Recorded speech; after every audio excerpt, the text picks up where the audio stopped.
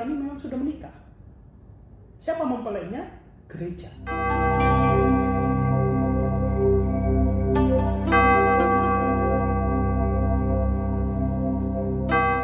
Kenapa dan apa maknanya hidup selibat bagi Romo sendiri? Baik, makasih Bante. Pertanyaan yang menarik sekali karena itu berkaitan dengan hidup kami. Hidup selibat itu adalah perintah gereja, bukan perintah Allah. Perintah gereja dengan tujuan supaya orang-orang yang mengabdikan diri untuk gereja itu fokus di dalam pelayanan gereja.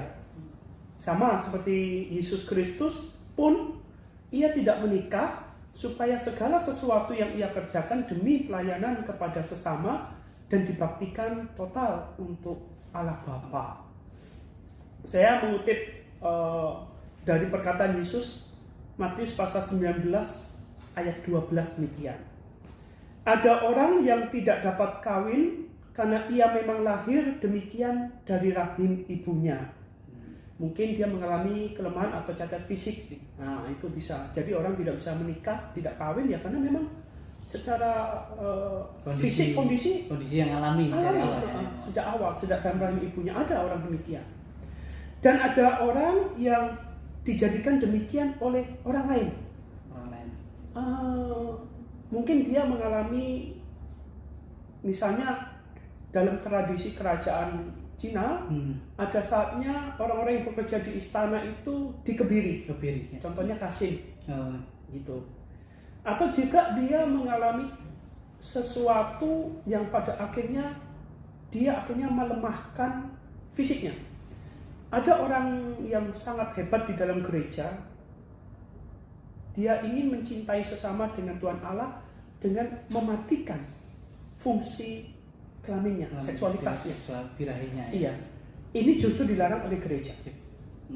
Sebaik apapun hidup rohaninya, kalau dia akhirnya mematikan dorongan seksualitas atau mengembiri dirinya, dia tidak bisa menjadi orang kudus. Berarti itu bisa dikatakan praktek yang salah ya? Praktek yang salah. Lalu kemudian Matius menjelaskan demikian pula. Dan ada orang yang membuat dirinya demikian karena kemauannya sendiri, oleh karena kerajaan surga. Siapa yang dapat mengerti, hendaklah yang mengerti. Saya hanya ingin mengulas tentang kalimat Yesus ini yang ditulis oleh penginjil Matius, bahwa ada orang yang tidak menikah atau hidup selibat karena kemauannya sendiri, oleh karena kerajaan surga. Jadi pastor ya? Iya. Maka semua pastor memang tidak boleh menikah, hidup selibat. Demikian pula para suster, biarawati. Iya. Jadi hierarki gereja mulai dari paus, kemudian uskup, pastor, diakon, itu semuanya harus hidup selibat. Para suster yang awam, yang mengabdikan diri untuk pelayanan sosial, karya karitatif pun tidak boleh menikah, hidup selibat. Tujuannya bukan adalah supaya fokus di dalam pelayanan gereja dan fokus di dalam pengabdian kepada Allah itu. Lalu bagaimana kalau misalnya ada pastor yang kemudian meninggalkan selibatnya, meninggalkan imamatnya? Ya, silahkan saja, karena setiap orang kan memilih untuk bahagia, tapi harus ada izin dari Roma.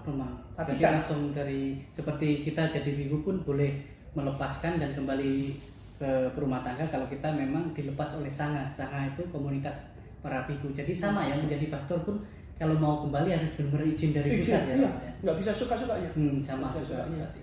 Karena antara hidup selibat dengan hidup berumah tangga atau suami istri itu takarannya atau standarnya, kualitasnya sama. Sama.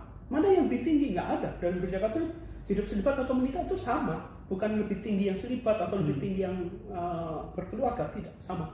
Di sini berarti praktek dalam pengabdian diri yang membedakan di situ ya. Apalagi Yesus Kristus juga tidak menikah, gitu. Maka kalau suster, misalnya suster biarawati itu seringkali di tangannya itu ada cincin. Cincin ini lambang bahwa dia adalah mempelai dari Yesus sendiri. Nah, mempelai perempuannya siapa ya? Para suster itu. Suster itu sendiri. Ya, mengabdikan diri untuk Yesus. Gitu. Pastor boleh nggak pakai cincin? Boleh. Maka ada istilah kami itu selibat tapi menikah. Tanda petik menikahnya. Iya, iya. Menikahnya. Nah, tanda petik menikahnya. Kalau kami para pastor misalnya ada cincin di tangan kami, itu berarti kami memang sudah menikah. Siapa mempelainya? Gereja. Gereja. Siapa itu gereja? Umat Allah yang dipercayakan kepada pastor untuk digembalakan, disayangi, dirawat dan sebagainya. Jadi satu sisi boleh dikatakan bahwa menjadi pastor memang hidup selibat, tapi juga menikah. Tapi menikahnya dalam Tanda konteks petik, yang berbeda. dengan gereja.